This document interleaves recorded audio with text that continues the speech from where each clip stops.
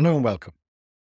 My name's Andy Crook, and my mission is to help garage owners become more successful in business. How do I do that? Every week, I go live on one of the 5 pillars of business as I see it. Tonight's training talk is how to build a business that runs without you. So this week, we're in the systems. As Queen famously sang, I want to break free. Many garage owners find themselves singing this same tune, but instead of breaking free from a relationship, they're desperate to escape the prison of a business that can't function without. When you started the business, the aim was freedom, time, and financial. But now you find yourself locked in a job that prevents holidays, family time, and the mental space required for strategic thinking.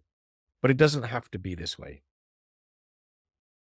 In his book, Clockwork, Michalowicz introduced a powerful approach called the 4 T's that can help you break free.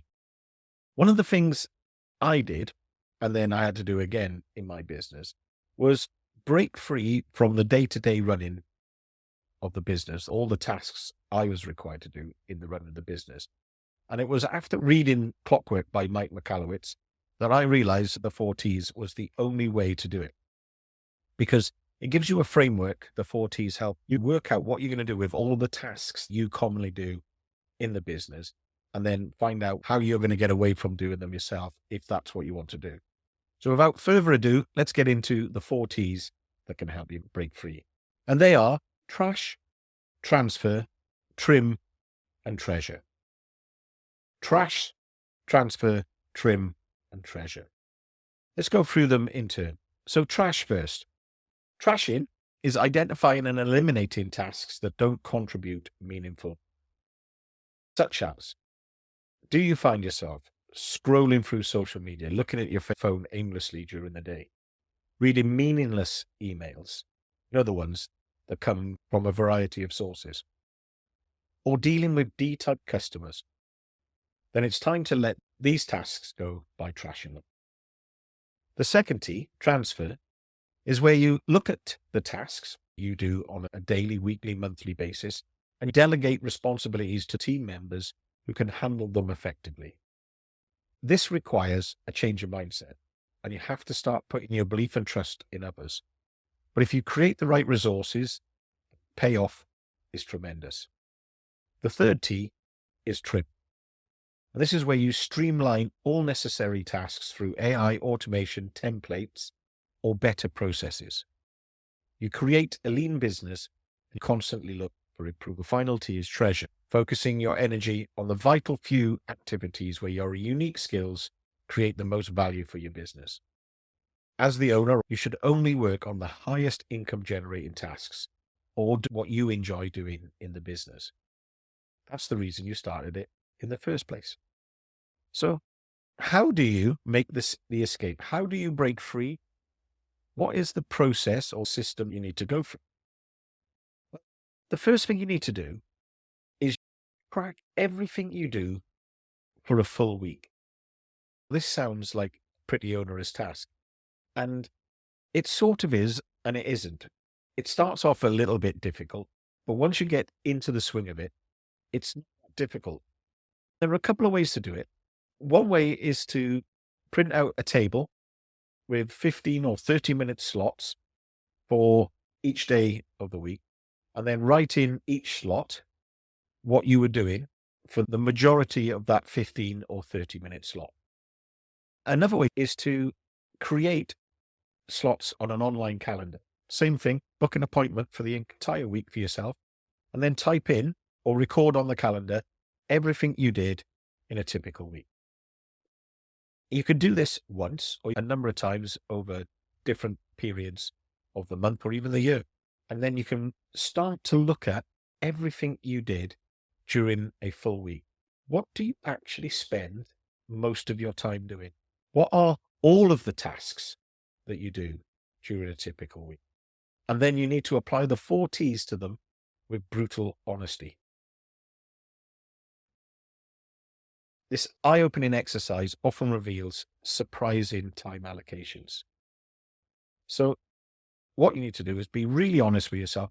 brutally honest is probably the way to be, and record everything you do for a typical week. Then apply the 4Ts and decide what you're going to do. Are you going to trash, transfer, trim, or treasure the tasks you do in a typical week? This isn't going to happen immediately. So there's got to be a process that you go through. But you want to stop wasting valuable time and trash any tasks that don't add value. But the first thing you need to do is trash the tasks that don't add value and start to be a little bit more disciplined with your time. Only engage in tasks that you enjoy doing or value to your business. In your working hours, you need to be extra disciplined with how you use social media and things like that. Are you actually contributing to the business when you pick up that phone? It's easy to fall into that trap. The phones are designed to make you want to pick them. You need to start breaking those habits. If you do find yourself spending a lot of time scrolling through social media or whatever, and you're probably justifying it to yourself because you're checking, the business social media page or whatever. Do you need to do that multiple times a day? I'd argue not. So once you've trashed any tasks that don't add value, you need then to think about how you're going to transfer tasks to members of staff that can handle them effectively. And this requires you to create systems that enable seamless delegation. I'd urge you to revisit the building robust systems and the no one does it like me training topics. They're sort of both similar, different in their approach to how you can start to build robust systems. And the reason that we need a change of mindset is that we need to get out of the no one does it like me mindset. And both of those two training topics are good or well worth revisiting when we're talking about how to create systems, what is a good system, and then the mindset required to do them.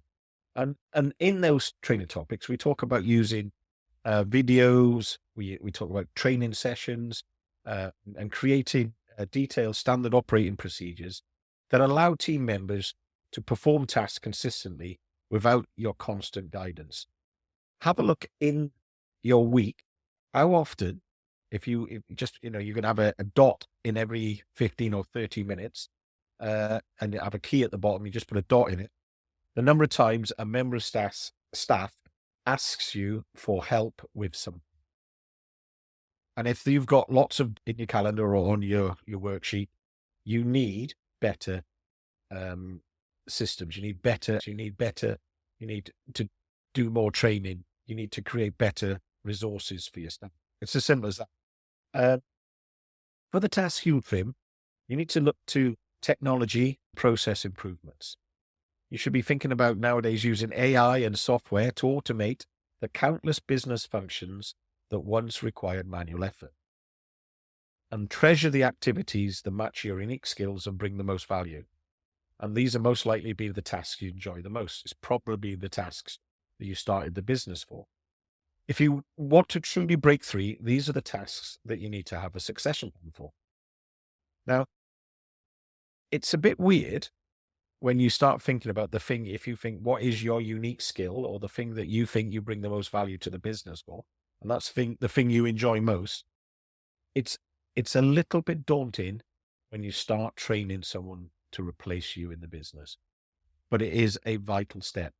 And for that, check out the training topic on succession planning. Once again, well worth looking at that. So what we need to do to truly break free is create a system mindset. Remember, this isn't a one-time escape plan. The business needs to evolve, and so should your systems. Adopt what Mike Michalowicz called a system mindset, continuously evaluating and improving processes. Make sure they are robust and that they pass the stress test. If you're not sure what I'm talking about there, go back and have a listen to again or read Building Robust Systems. It's what the stress test is. When is your system stress tested? what happens when they're stress tested will tell you whether or not they are robust enough. When done right, you'll finally break free from low value tasks and you'll start to build a business that works without you, not the other way around. It's a freedom worth singing about. So this week, the atomic action is this. What we need to do is we need to think about the atomic action in a specific order.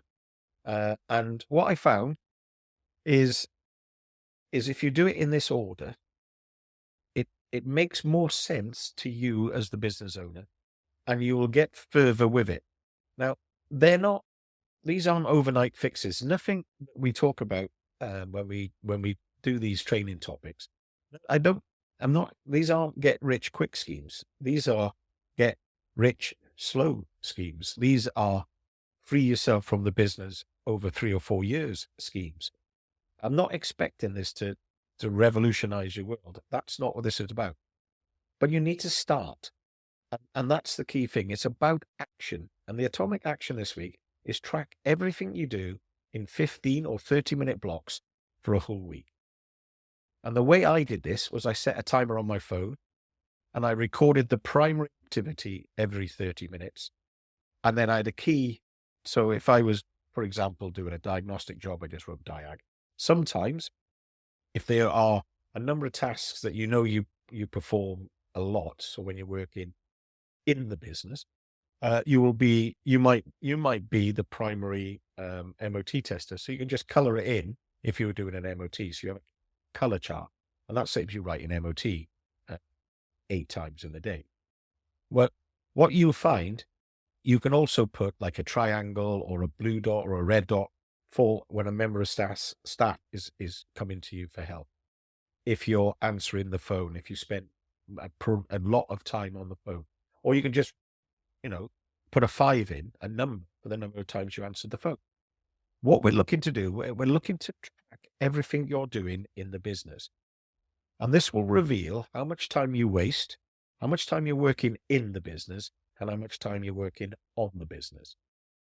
And it's only going to work if you do this honestly. And you've got to be brutally honest with yourself. Once you've got this data set, I'd urge you to do, multiple times, maybe not in the same month or 2 days or 2 weeks in a row. Everything you do for a week, maybe this time of the year, further in the year, and revisit it. But once you've got that data, apply the 4 T's. You're going to trash, transfer, trim, or treasure all of those tasks. The most important T's are trash and treasure. You're either going to remove the waste, stop doing things that aren't driving value, or you're simply wasting time on, and spend more of your time on the highest income generating tasks, what I call reaching for the heights. The more time you spend on high income generating tasks, the more value you're bringing to the business. You will find that transferring and trimming tasks will also allow you as the business to concentrate more on the high income generating tasks. So once you've got rid of everything, all the time you waste, and you're focusing on the stuff you love to do, the next thing you need to do to allow you to only work on the things you treasure, you'll need to transfer and trim tasks. Now, when you start to transfer tasks to other members of staff, they won't do it as well as you do. Or you may find, to your shock and horror, they might do it better than you do. But you've got to put systems in place. This takes a bit of time. This is why we have a systems pillar in our 5 pillars of business, because these things should always be continued to evaluate and approve your SOPs. So that the way things are done in your business must be documented in some way. And there are various ways of doing it. But the better they become, the more detailed the standard operating procedures you have. Yeah. Eventually, you will transfer the high income generating tasks as well as everything else you do in the business. And once you are getting rid of your highest income generating tasks or the things you love doing in the business to someone else, you're free. But what you need to do is keep improving until you have an ultra lean business that needs you. If I've made you think a little bit about how you could break free from your business, or certainly work more on than in, then I've done my job. Remember, what's stopping you is starting. You should, you must. For listening. See you next.